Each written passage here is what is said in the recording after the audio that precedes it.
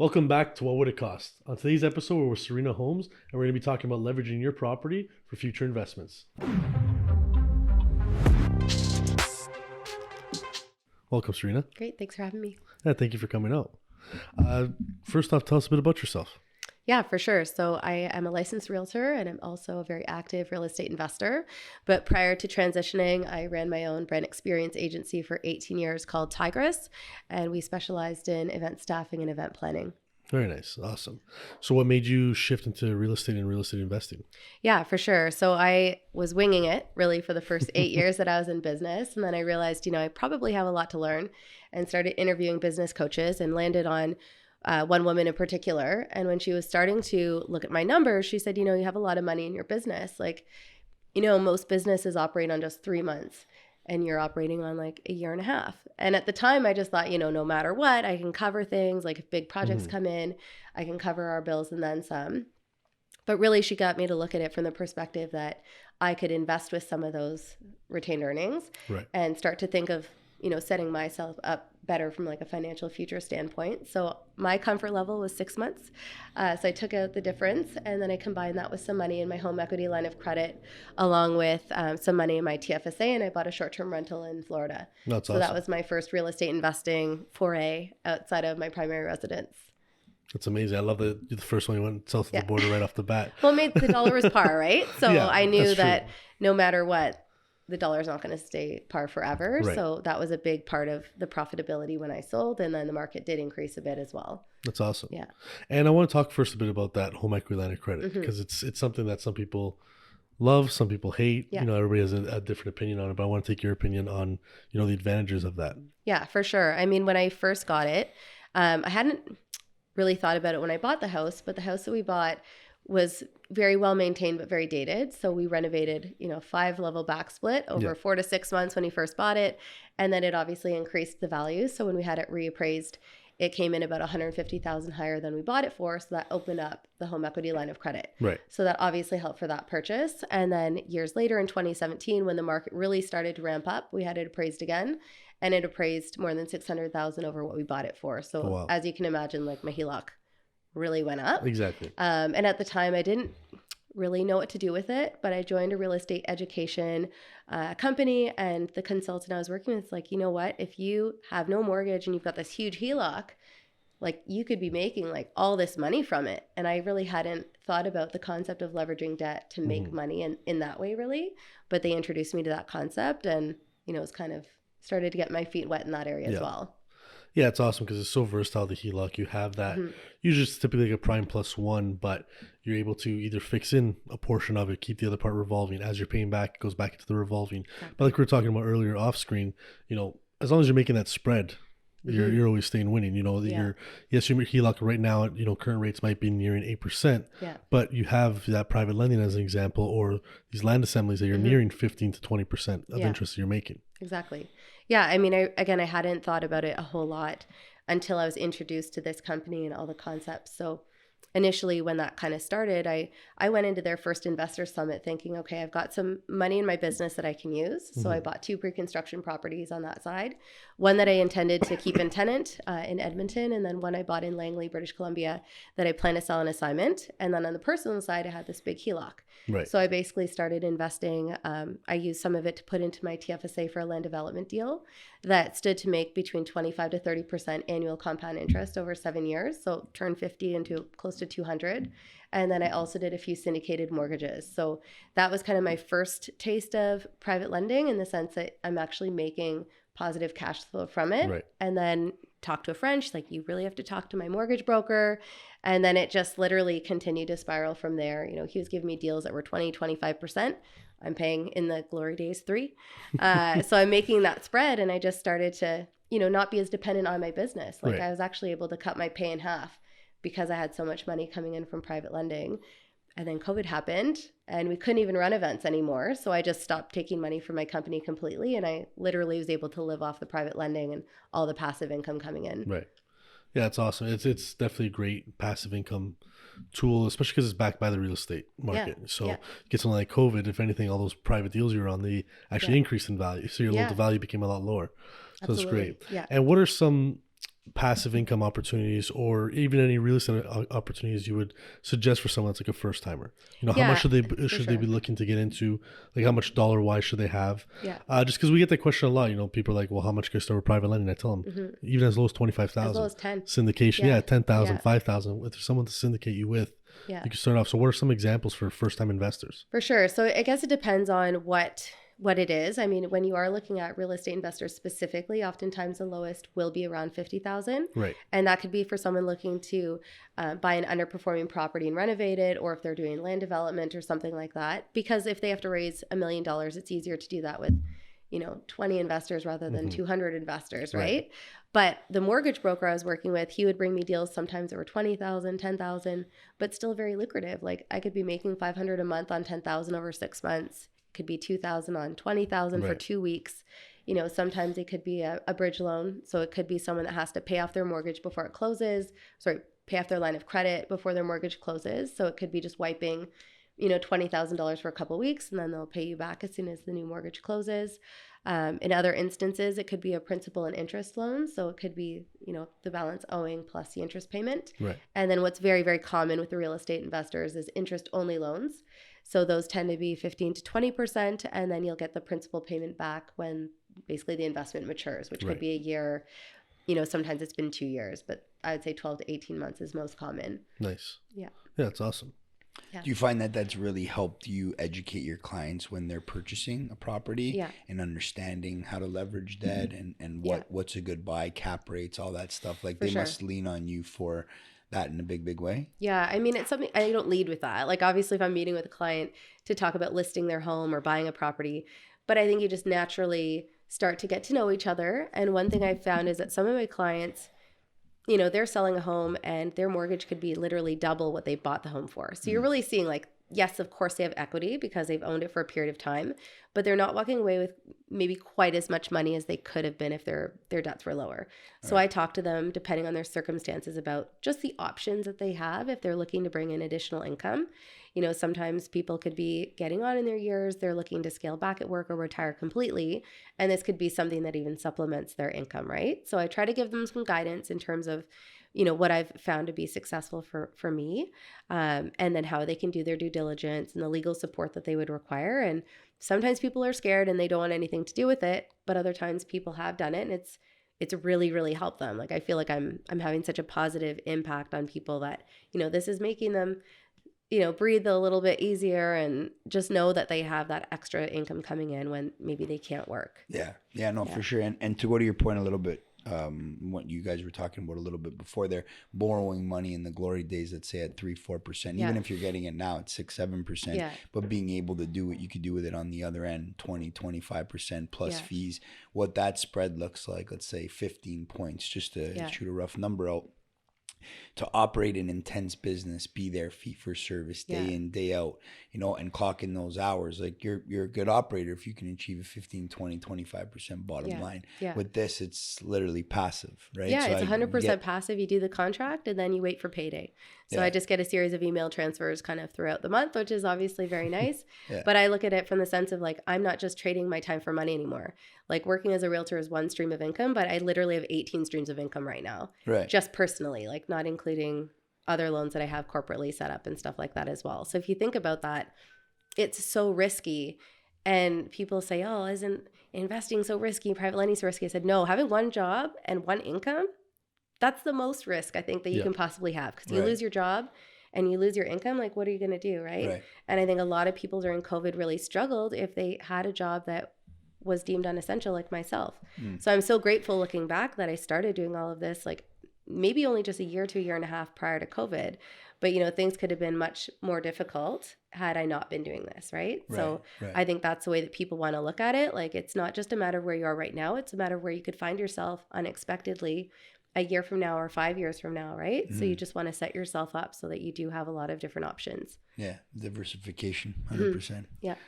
That's awesome. And then what do you look to do in regards to scaling out your portfolio moving forward, given the current climate of the market? Is the Toronto market still appeling to you the way that it did, rewind the clock? So it's never appealed to me personally. Right? So as I mentioned, I bought in Florida, Edmonton, and Langley. In fact, I'm actually looking in Arizona right now in terms of short-term rentals. Nice. I was introduced to someone in January through my mastermind that buys wholesale properties in Arizona. And the benefit is that you're buying them low enough that they can cash flow very, very well. But in the instance that short-term rentals disappeared, like a COVID situation, you can still support your mortgage. So that's where, that's a very, very important, because sometimes people could go into a mortgage that's very high thinking I'm going to short-term rental it for $1,000 a night. Well, if you have vacancy or something happens, you still have to support your debt, right? So their model is set up that you can still afford to cover it no matter what situation. In fact, they have relationships with an insurance company. So if they did require, longer, shorter stays, if that makes sense, like not a long-term rental, but with like long-term tenants for short periods of time, they can satisfy that with the insurance company. So that's one possibility. And then I'm also looking at multifamilies in the East Coast, again, just because they can cash flow. Right. And then like cap rates, what are you looking at? Like what really hits the nail on the head for you? And so I don't even look at cap rates, to be honest. To me, I just look at the net operating income. So I want to look at what the full carrying costs are and then what your expected income is going to be. Right. So for me, I want to know that if I can make X number of dollars in private lending, I want to at least make that same thing back from an acquisition of a purchase. So I had put in an offer on a property last June in Cape Breton, and it was 22 units across 6 properties. So it was a package of properties, and it would have cash flowed with the mortgage around $80,000 a year. So I thought that's pretty good. Like in Toronto or any part of the greater GTA, that's not necessarily as feasible. And then in addition, money aside, you've got the LTB. So that's an ongoing concern. Like I have a client right now that just had a hearing Monday because she tenanted part of her primary residence and can't get them out to sell it. So I just, honestly, as an investor, I just don't want to deal with that. So it doesn't mean that you can't find good deals here. Obviously you can have really good tenants, but I think you just have to be aware of the laws. Edmonton was landlord friendly. So I had an instance with one of my tenants. We had our hearing in like 3 weeks. So you want to know that if you've got an issue, you can resolve it really quickly. Right. Yeah. And how do you feel about like multifamily and what appreciation looks like compared to other style of properties out there, like commercial, industrial, and what that looks like 5-10 years down the road? Yeah, I think there's huge opportunities in multifamily. And, I saw a speaker recently, what he liked about it, he goes, you can just stop the bleeding more easily. So if you have one tenant out of 10 that leaves unexpectedly, that's 1 of 10. Yeah. If you have a single family home, you lose your rent, then you're covering all those expenses, right? Yeah. So I think that's one side of it that gives you some added security. But what I'm seeing is that most people are taking on, these underperforming properties. They're doing cash for keys. They're turning it over. And I can give an example from some other investors in my mastermind that bought a property for $7.5 million for 36 units. They're turning over cash for keys. Their goal is to have them all turned over in about 1.5 to 2 years. And ideally, it'll reappraise around $12,000. So that's a $4.5 million increase in just 3 years. So they'll pay out their investors, then probably pocket a few million to put into their next project. Right. So I think I don't want to say you can't cash flow at all. It's a little bit harder to maybe find a fully turnkey cash flowing property for multifamily here. But the underperforming burrs seem to be like where most people are making their money right now. Mm-hmm. Okay. Yeah, very interesting. Very cool. Yeah. And it goes to what we're doing right now with our space, Strive. We have a concept right now it's Strive. It's a co-working concept. Yeah. Essentially, we have a property management company that's going to take on industrial, commercial space, bust it up, and sell, individual spaces. And we're averaging out what we're looking at the numbers at anywhere from 200 to 300 per square foot, which is unheard of, right? Yeah, so, but again, to go to your point, right? Like you're diversifying through the amount of tenants that you have. So you're lowering your risk, shows good cash flow. The banks will lend on that, and creates for, in this case, when it comes to our industry, a solid environment with all of our ecosystem being able to surround our headquarters, right? Yeah, so, absolutely. I think diversification is like just the number one thing you should consider, right? Like obviously I've been private lending, but I had my daughter 3 months before COVID. So I didn't have time to be active, right? So this is just one of the easiest options for me. But the downside of private lending is that there's no appreciation. So at the end of a period of a term, you get your money back, but you know, it's not like you have the asset appreciation the way that you would in other instances. So that's why I want to, you know, ideally use my corporate money for, you know, tangible property assets. And then I'll stick to the private lending on the personal side with my HELOC. And then the benefit now as realtors, we can have personal real estate corporations. So anything I make as a realtor will go there. I don't take that personally. And then I'll just dividend that up to my holdco to buy more assets. Yeah, so that's kind of the plan. Yeah. And for anyone that wants to know, Serena does unsecured loans. So hit her up. Yeah. So I'm signing my 50%. Plus the 10. I'm signing up my 57th deal right now. Like it should be locked down within the next couple of weeks. And then I have another one lined up for middle of April. So I think the most important thing is just to keep your cash moving. Like as soon as you know a deal is coming to the end, like line up the next one. Just keep your money constantly moving and obviously give yourself a buffer. Like make sure that you don't leave yourself too short and you're not over leveraged because you just never know. Like maybe you have an unexpected repair at home or something comes up. So you do want to make sure that you've got that available to you as well. Right. Absolutely. Yeah. And in light of what would it cost for you to become the lender? What's that look like for you? What are you holding besides the interest you're paying on your HELOC? What else? What other expenses do you have with that? Yeah, for sure. So early on, I had my real estate lawyer look over some of the deals. And ultimately, I wanted to make sure that the people I'm loaning to own the property that is listed. So yes, it's unsecured in the sense that I'm not on title the way that you would be in a first position or a second position mortgage. But in almost all of these deals, there's still a property listed that I can put a lien on if they default. So my lawyer would take a look at the property, make sure that they're on title, but then also look at the equity in the property. So they've refinanced a bunch of times or, you know, if they've been there for 20 years and everything looks good. Right. So he would take a look at that. And I have walked away from a couple of deals just because it didn't look great on paper. Now that I have my real estate license, I'll also look on Geo Warehouse and do some of that due diligence myself to make sure that they are on title. I collect their identification and you know, due diligence in the standpoint of credit checks, make sure that they have appropriate insurance if they're renovating or something like that. A homeowner's insurance alone is not sufficient. You want to see a builder's insurance because if they have a fire and it burns down, they won't be covered with regular homeowners policies. So maybe my lawyer would charge like a couple $100 to look that over. But now that I've been doing it long enough, like a lot of those deals are, you know, pretty consistent. So I'll do a lot of my own due diligence myself.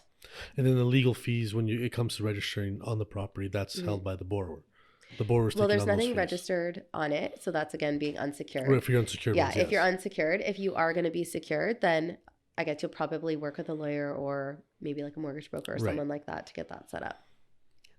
And then when it comes to your property, so you have, you know, Edmonton, you're looking at Arizona, you're looking at Florida. Are you taking that on yourself or is there property management companies you're partnering with or working with? Yeah. So for my first property, I did most of the management myself, but I didn't think that I would be. I used some family friends who were realtors that, you know, like, you know, we'll get this booked for you. It'll be all booked, like 8 weeks booked. And they didn't bring us one booking in 4 years. So we used VRBO to keep it booked most of the time. And, you know, there was definitely some vacancies and not quite the management that I expected. Like they would book the cleaners for me and make sure like there was no damage and stuff like that. And then with Edmonton, I had a property management company. Like they dealt with the leases, they vetted all the tenants. They dealt with issues and I would just be notified if there was an issue, like, you know, maybe what the cost was. Right. One disadvantage was that getting the property manager in when there was an issue sometimes in one instance took a little while. Like their electricity was like through the roof. Like it went from a few hundred to like 800, 1100, 1500, like month over month. And I was like, did they have a grow up in the basement? Like what is happening? There's got to be a reason for this. And they finally went in after 3 months and they found that they had these giant space heaters in the garage. Because it gets so cold in Edmonton, they're worried that their cars wouldn't start. So there was a viable reason. Like there's a reason the electricity was spiraling. And they obviously had to pay it back, but they probably didn't realize like how much consumption was really being used. So it would have been nice had they gone in a little bit sooner, but it took 3 full months. So obviously that was like a significant impact on cost just to check on that. So you have to just budget that in. My property manager charged like a lease up fee. So it was about $550 anytime the tenant turned over, and then 8% on a regular month to month. And then for short-term rentals, you could even be looking as high as maybe like 15 to 20%. Okay. Like I know people that have properties in Costa Rica, for example, or other places. And, you know, because those turnovers so frequently, then you could be looking at a much higher percentage, but you're also making a lot more on those properties. Right. at this point, I looked at it like karma, like I'm just helping people and it's building because there's people I even keep in contact with. We even share deals. Like I met a guy through the Joe Fairless podcast and we talk like every so often now. And, he has some short-term rentals in the Smoky Mountains in Orlando, but like we kind of swap deals back and forth now. And, it's kind of just building that community and connections. But then if I need help, like I'm looking at different markets, like he could be a contact. So I think eventually I do need to monetize it if it starts to monopolize like too much of my time. At this point, I haven't done that yet. But I do know some people that do have private lending businesses that I might work towards that. But for now, I'm happy to just like answer people's questions. And, I even have a list. I'm like, these are all the people I've lent with, all the people I've considered, because sometimes people just don't know where to start. So if they're not in an investors community, they wouldn't even know who to talk to find these opportunities, right? So. But with that being said, right, like when you say monetize it, the way you're gauging your ROI, how is that exactly? Because through relationship building, adding value, and fast forwarding time, the road's very long, right? So what does that look like ROI? Yeah, with that side, I'm not looking at it yet, but there are some, a couple buyers, for example, I'm going to be working with, and I think they're attracted to me because they know that I can help them maybe from a different perspective. It's not just like finding your house. Like maybe you could house hack, maybe you could take advantage of this. So they want to be able to have me available for those things. Yeah. So like it all kind of ties together. Yeah. But I know people that they have a private lending business, they vet all the deals, and maybe they take a couple % spread by placing the funds or something like that. So eventually maybe, but for now I just look at it like I'm helping people paying it forward, and if I can help them and help the people raising money, like it's a good mutually beneficial situation. Of course. Yeah. And even with like these investors that are scaling property management companies or that are scaling their real estate portfolio or that are moving and shaking in that space, like if I wasn't as financially literate as I am because I'm in the space and I'm looking at real estate and I'm saying this is a solid way to build real wealth. Yeah. And what my profession is so far off the beaten path from the real estate industry as a whole. Yeah. So I need to plug into experts that can really guide me in the right direction. Yeah. You hit two birds with one stone. Yeah. Because not only are you buying them the property, you're advising them on the cash flow, you're advising them on appreciation, you're advising them on how to leverage the capital in that home through equity and then go further scale the portfolio. So the ROI could be gauged on your real estate gross commissions and how you help them in that area, right? Yeah. Or a property management company, if you're kicking out clients to them left, right, and center, the property management company has people that they can send your way and say, hey, if you're looking to add another piece or two to your portfolio out in Arizona, we have someone. Well, it's all connected, and that's why I looked at it like I was like, I'm happy to help. The reality is it does take time. Like I could spend a half an hour to an hour, but then some people after I've had that call, they're like, can I talk to you again? Like I'll pay for your time. Like, can you coach me on it? And it's like, I'm not a lawyer. Like I can give some input on what I've done, but they still need to do their own due diligence. Like I wouldn't want to be responsible if a deal went sideways. Yeah.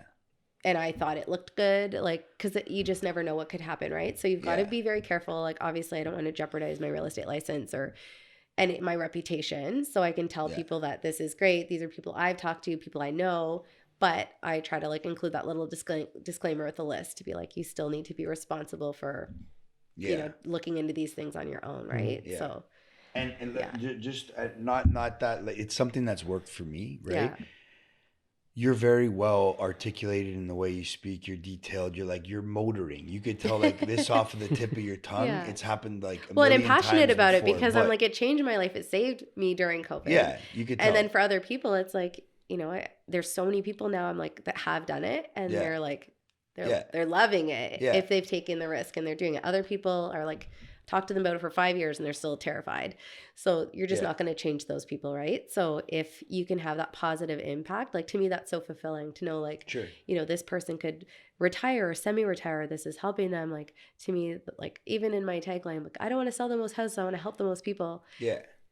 Yeah, selling houses will come along with that, but you want to know you're helping those people. Like there's so much more to it than just selling a house. Yeah. Well, that's the end all say all. It's contribution and purpose. Yeah, right? Absolutely. Like you get the most out of that in regards to reward. Little tip I'd like to throw you though. When you know you're going in deep with someone, you're like, all right, they're asking for it. I'm gonna go. I'm gonna give them this. Yeah. Again, because you love to do it, you're passionate about it. They want to hear it. Yeah. Say, hey, on the other end of the phone, hit record right now.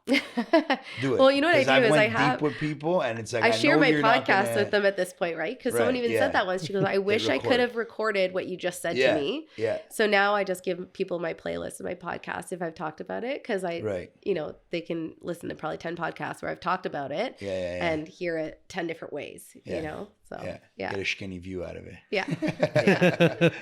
So. Yeah. Okay. Want to wrap it up? Yeah, for sure. Yeah. Well, thank you so much for coming out today and talking about creating that passive income. I'm sure a lot of viewers are going to be very interested in that. So where could people find you? Yeah, for sure. So I'm on social at Serena Holmes Realtor. I also wrote a book called The Accidental Entrepreneur. So if anyone's interested in that, I do talk about how I even came across this in much more detail. And you can find that at Serena Holmes Author.